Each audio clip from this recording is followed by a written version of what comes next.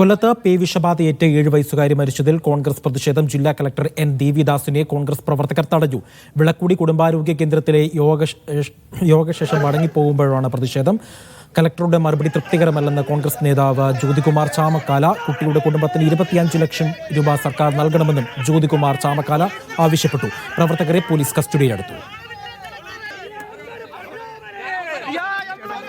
ഇവിടെ കളക്ടറെ സംബന്ധിച്ച് ഇതിലൊരു തീരുമാനമുണ്ടാകണം.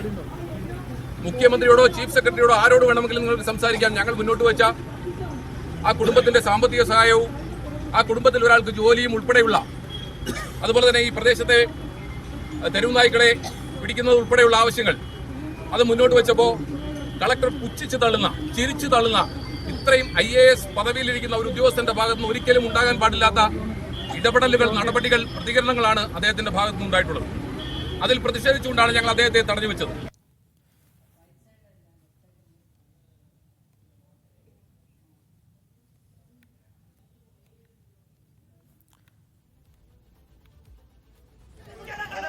പേവിഷബാധയേറ്റ് 7 വയസ്സുകാരി മരിച്ചതിൽ കൊല്ലത്ത് കോൺഗ്രസ് പ്രതിഷേധം. ജില്ലാ കളക്ടർ എൻ ദേവിദാസിനെ കോൺഗ്രസ് പ്രവർത്തകർ തടഞ്ഞു എന്ന വാർത്തയാണ് ഇപ്പോൾ പുറത്തുവരുന്നത്. വിളക്കുടി കുടുംബാരോഗ്യ കേന്ദ്രത്തിലെ യോഗശേഷം മടങ്ങുമ്പോഴാണ് പ്രതിഷേധം. കലക്ടറുടെ മറുപടി തൃപ്തികരമല്ല എന്ന് കോൺഗ്രസ് നേതാവ് ജ്യോതികുമാർ ചാമക്കാലയും പറഞ്ഞു. കുട്ടിയുടെ കുടുംബത്തിന് 25 ലക്ഷം രൂപ സർക്കാർ നൽകണമെന്നും ജ്യോതികുമാർ ചാമക്കാല ആവശ്യപ്പെട്ടു.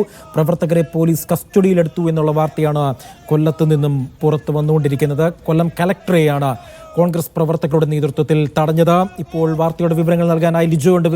ലിജോ, ഈ കലക്ടറെ തടഞ്ഞ ശേഷം ഈ പ്രവർത്തകരെ കസ്റ്റഡിയിലെടുത്തു എന്നുള്ള വിവരമാണ് ഇപ്പോൾ അവിടെ നിന്നും ലഭിക്കുന്നത്. എന്താണ് ഇതുമായി ബന്ധപ്പെട്ട കൂടുതൽ വിശദാംശം?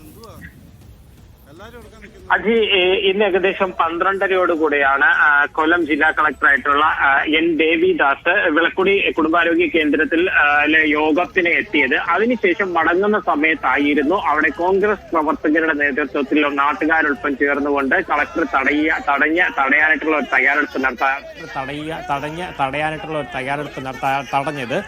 അതായത് ഈ 7 വയസ്സുകാരി പേവിഷബാധയേറ്റ് മരിച്ചതിന്റെ ഉത്തരവാദിത്വത്തിൽ നിന്ന് സർക്കാരിനും ഒപ്പം തന്നെ ജില്ലാ ഭരണകൂടത്തിനും മാറാനായിട്ട് കഴിയില്ല, അതിൽ നിന്ന് ഒഴിയാൻ കഴിയില്ല. മാത്രവുമല്ല, ഈ ഒരു തരത്തിൽ അതിദാരുണമായ ഒരു സംഭവം ഉണ്ടായി. ആ കുടുംബത്തിന് 25 ലക്ഷം രൂപ നഷ്ടപരിഹാരം നൽകണം എന്നാവശ്യപ്പെട്ടുകൊണ്ടായിരുന്നു ഇതുണ്ടായത്.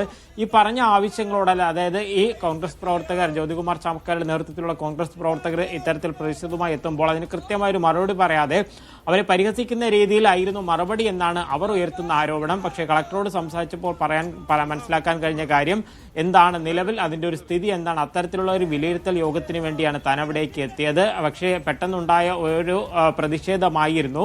തനിക്ക് ഒറ്റയ്ക്ക് ഒരു തീരുമാനമൊന്നും എടുക്കാൻ കഴിയില്ല, കൃത്യമായ വിവരങ്ങൾ ശേഖരിക്കുകയും ഒപ്പം അതിനനുസരിച്ചുള്ള റിപ്പോർട്ടൊക്കെ നൽകുകയും ചെയ്യും. അതിന്റെ അടിസ്ഥാനത്തിലായിരിക്കും തുടർ കാര്യങ്ങളിൽ ഒരു തീരുമാനം ഉണ്ടാവുക എന്നുള്ള കാര്യമാണ് പറഞ്ഞത്.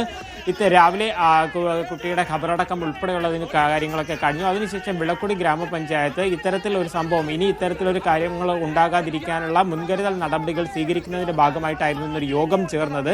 പ്രതിരോധ പ്രവർത്തനങ്ങൾ എങ്ങനെ നടത്തണം, അത്തരത്തിലുള്ള കാര്യങ്ങളൊക്കെ ആയിരുന്നു തീരുമാനമുണ്ടായത്. ആദ്യഘട്ടത്തിൽ കളക്ടറെ തടയുമ്പോൾ കളക്ടർ അതിനുശേഷം പോലീസിന്റെ വാഹനത്തിലാണ് അവിടേക്ക് എത്താൻ ശ്രമിച്ചത്. അത് കണ്ട പ്രവർത്തകർ വീണ്ടും തടയുന്നുണ്ടായിരുന്നു. അവിടെ പോലീസും പ്രവർത്തകരും തമ്മിൽ ഉന്തും തള്ളുമൊക്കെ ഉണ്ടായി.